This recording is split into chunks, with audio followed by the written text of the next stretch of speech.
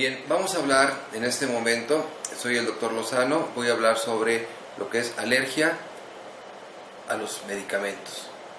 El término alergia a los medicamentos viene relacionado con aquel tipo de reacciones que se presentan en los pacientes cuando en forma no predecible, en forma no esperada, el paciente puede presentar una reacción que puede ser desde las simples ronchas a una reacción más severa del tipo anafilaxia.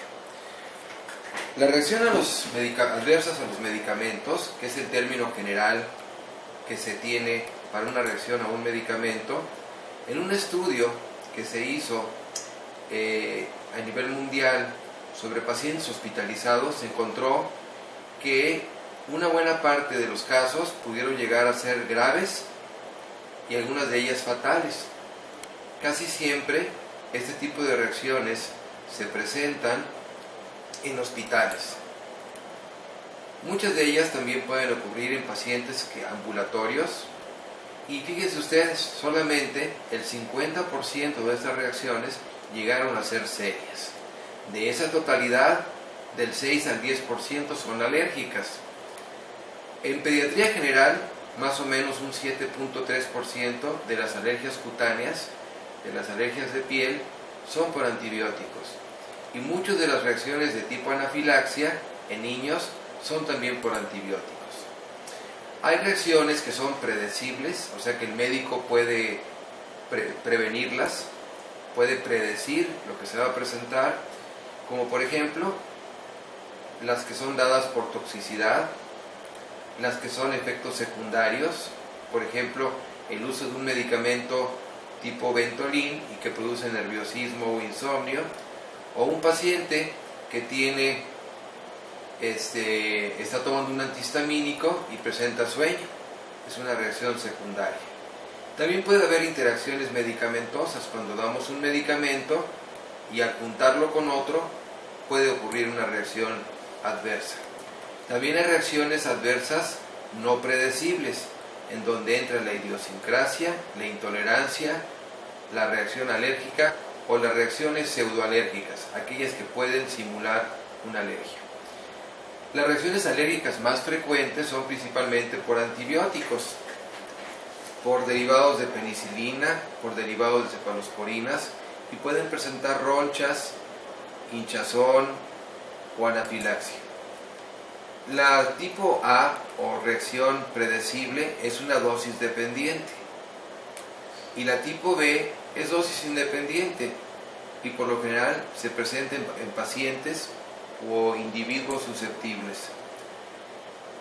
También se ha visto que la reacción adversa no predecible implica un mecanismo inmunológico para producir este tipo de reacciones.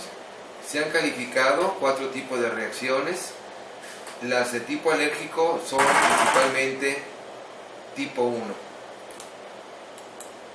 Los mecanismos básicamente pueden ser relacionados con antibióticos,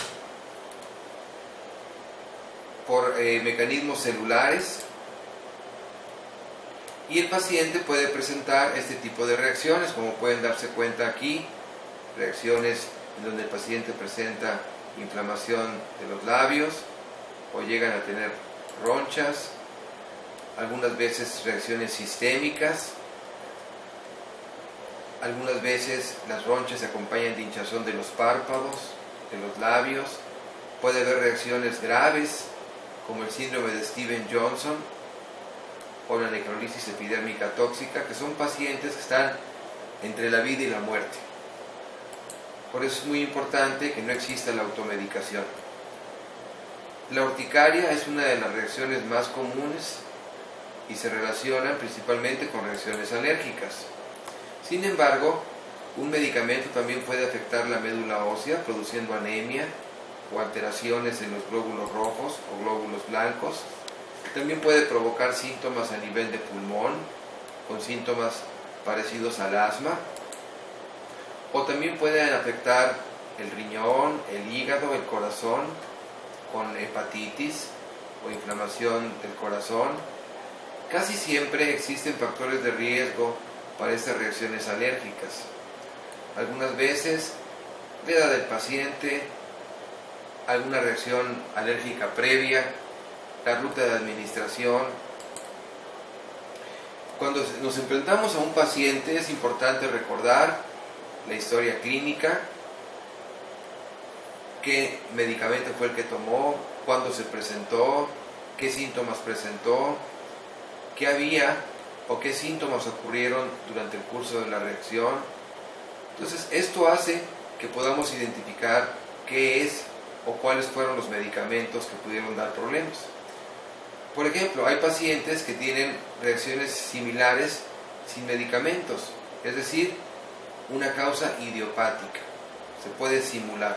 O puede haber reacciones que se presentan cuando un paciente recibe un antibiótico, pero tiene otra enfermedad, ampicilina y mononucleosis, trimethoprim y un paciente con SIDA, puede favorecer las reacciones.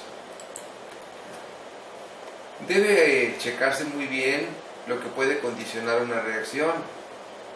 Entonces, la toxicidad es muy frecuente. Para el diagnóstico tenemos que hacer una buena historia clínica, algunas veces algunas pruebas, que puede ser in vivo o in vitro. Y bueno, quiero dar algunos ejemplos, como son un paciente que presenta una reacción inflamatoria en boca, o otro paciente que presentó hinchazón de los párpados y presencia de algunas ronchitas. Pero hay pacientes que pueden tener reacciones muy severas, como este caso, que fue por tomar sulfas. Y bueno, todas las preguntas y dudas que existan en relación a este tema, podemos consultarle en nuestra página medicasanangel.com.mx, y el mensaje que yo quiero dejar es, primero que todo, es acudir tempranamente con el doctor. El médico es la única persona que está capacitada para indicar un tratamiento. Y finalmente, si se tienen dudas, siempre hay que consultarlas. La gran problemática que tenemos en reacciones adversas a los medicamentos es la automedicación. El acudir con médicos no certificados y sobre todo el surtir recetas caducas o de medicamentos no indicados por médicos. Ojalá estos consejos puedan servir para evitar ese tipo de reacciones. Gracias.